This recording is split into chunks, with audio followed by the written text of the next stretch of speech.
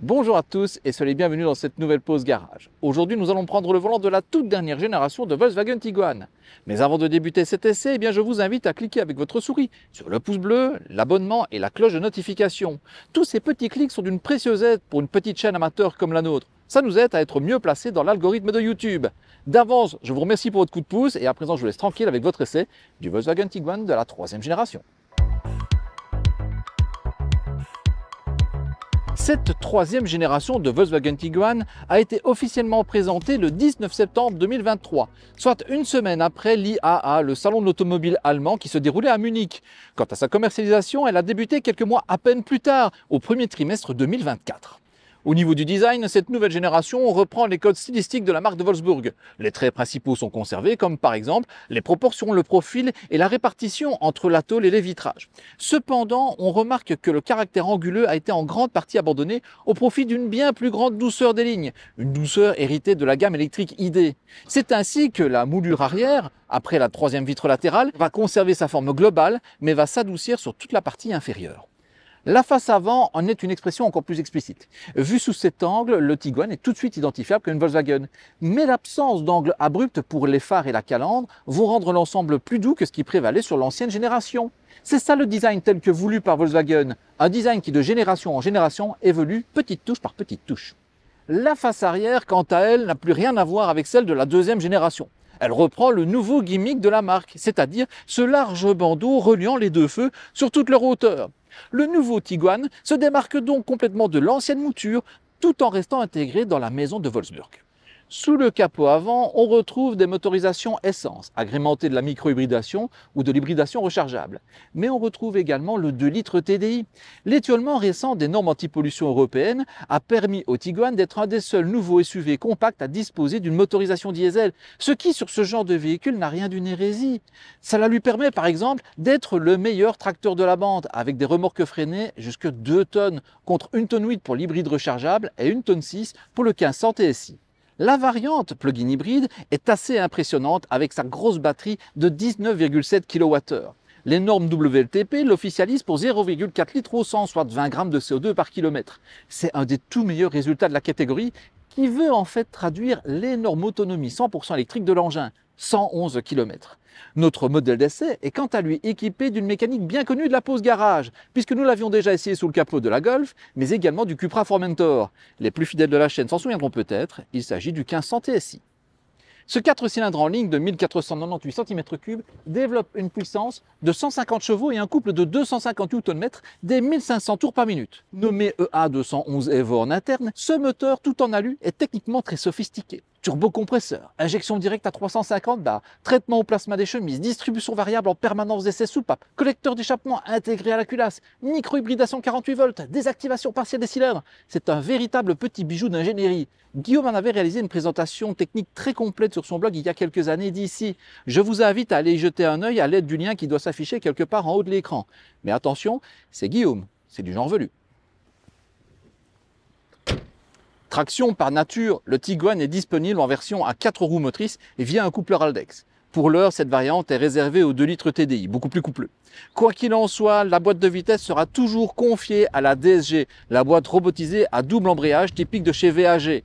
Elle compte 7 rapports pour les versions thermiques et 6 rapports pour la version plug-in hybride. Les tarifs du nouveau Tiguan débutent à 37 100 €, avec le TSI 130, la boîte de vitesse DSG7 et un équipement des plus corrects. Barre de toit, digital cockpit, écran multimédia de 12,9 pouces, climatisation, caméra de recul, radar de stationnement avant et arrière. Pour 2 860 € de plus, vous pouvez opter pour le deuxième niveau de finition, baptisé Life, lequel va notamment ajouter l'automatisation et les 3 zones pour la climatisation, le régulateur de vitesse auto-adaptatif, les sièges confort et les jantes en alliage. Mais c'est surtout à partir de ce niveau de finition que vous aurez accès à l'hybridation rechargeable et aux 2 litres TDI. Quant à notre modèle d'essai, il s'agit d'une finition haut de gamme Airline, qui se distingue par un équipement plus généreux bien sûr, mais surtout par une présentation spécifique tant à l'extérieur qu'à l'intérieur. Son tarif débute à 49 800 € et il reçoit toute une série d'options supplémentaires, comme la peinture noire perlée, les jantes en alliage de 20 pouces, la suspension pilotée, les sièges massants, l'afficheur tête haute, l'énorme écran multimédia de 15 pouces et la tâche remorque, faisant grimper son prix à un peu plus de 56 000 €. Si Volkswagen a fait un bel effort sur le niveau d'équipement de série de son nouveau Tiguan, tout niveau de finition confondu d'ailleurs, je regrette que le groupe fasse toujours preuve de pinguerie sur la garantie. Celle-ci se borne à la couverture légale de 2 ans sans limitation de kilométrage. Alors certes, il est possible de l'étendre jusqu'à 8 ans et 210 000 km, mais ça reste un supplément. Avant de poursuivre cet essai, je tiens à remercier très chaleureusement notre partenaire, le garage EVS by Autosphère. Ils sont distributeurs officiels Volkswagen, Volkswagen Utilitaire, mais également Bulli en région liégeoise. Vous trouverez toutes leurs coordonnées dans la description située sous cette vidéo. N'hésitez pas à les contacter, ils se feront un plaisir de vous renseigner sur votre futur Volkswagen. Et allez savoir, il s'agira peut-être d'un nouveau Tiguan comme celui-ci.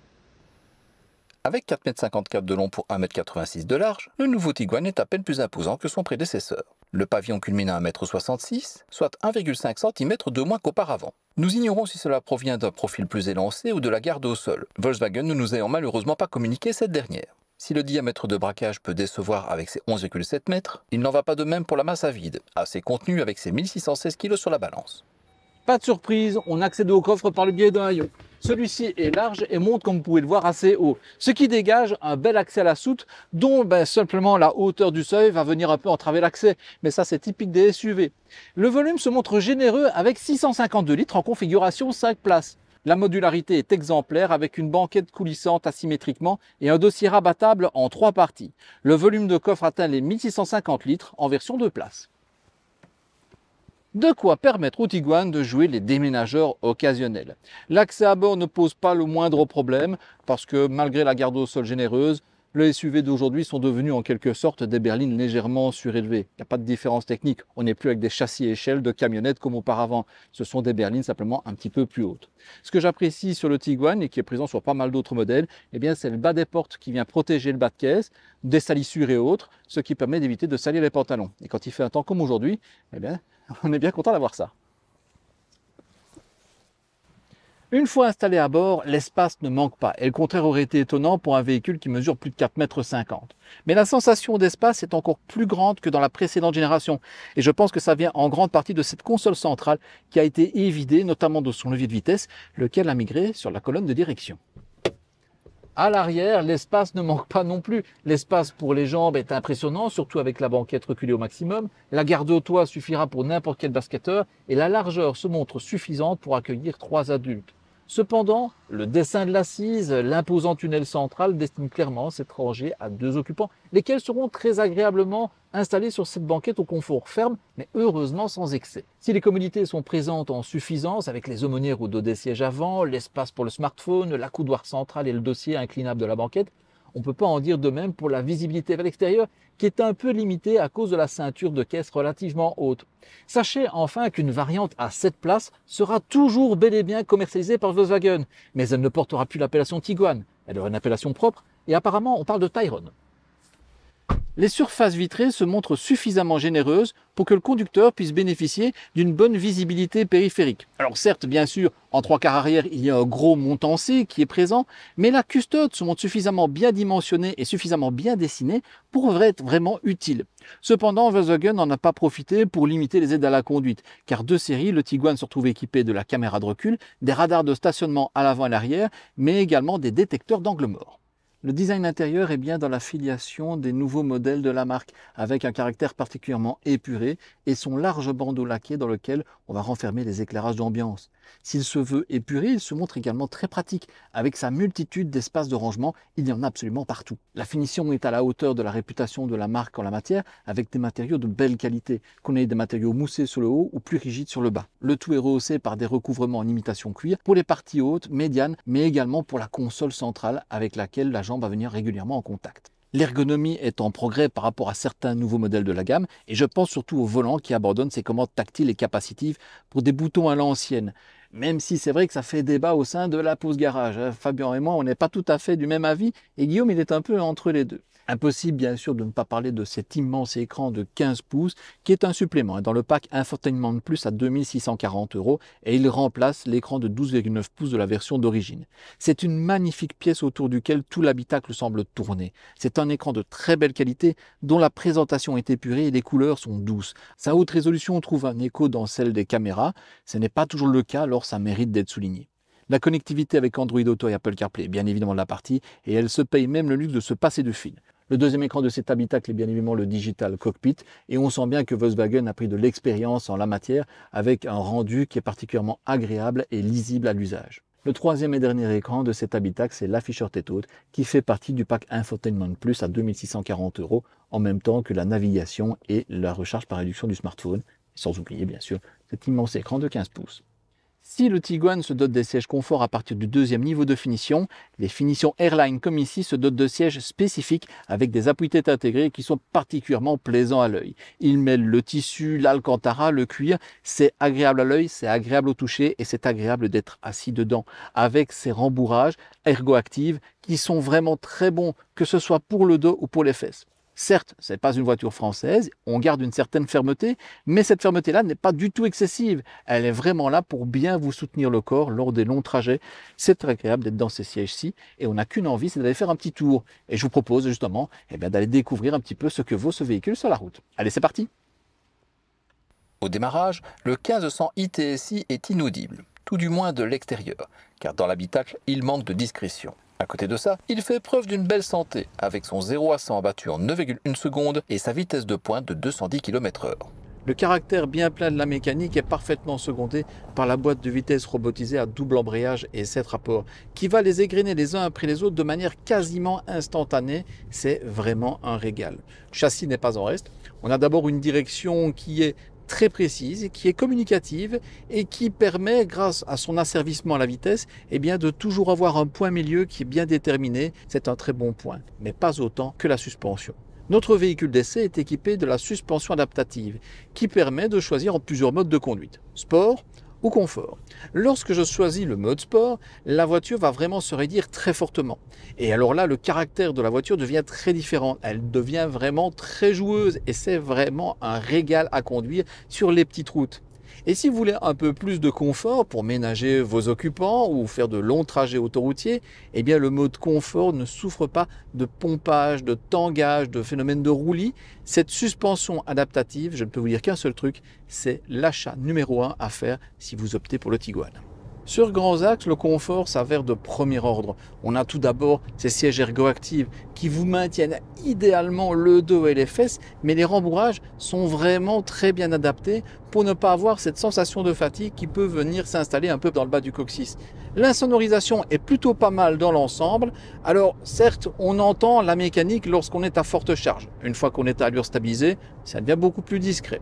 Les bruits de roulement se font légèrement entendre, mais ça évidemment avec l'option des 20 pouces, c'était inévitable. Par contre, les bruits de vent, et ce malgré l'allure générale de SUV du véhicule, les bruits de vent sont totalement absents.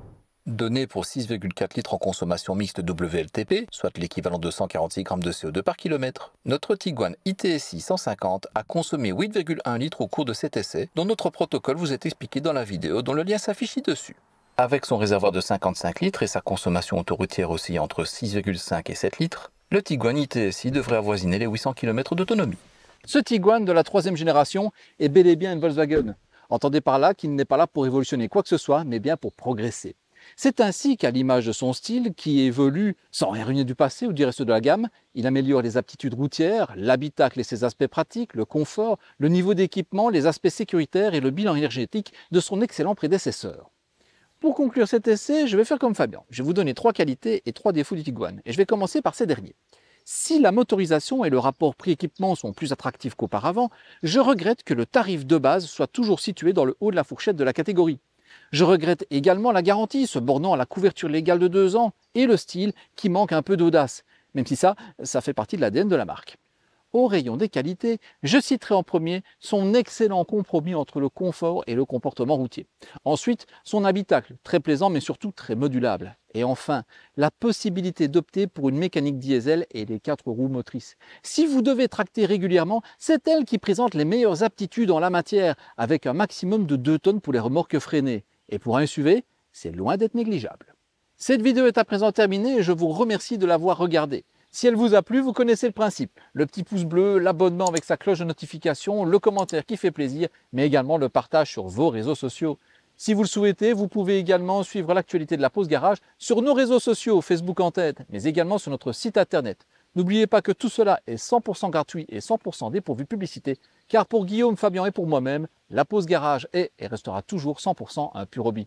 Je vous donne rendez-vous très prochainement pour un nouvel essai. Et d'ici là, suivez Prudentiel Route. Ciao!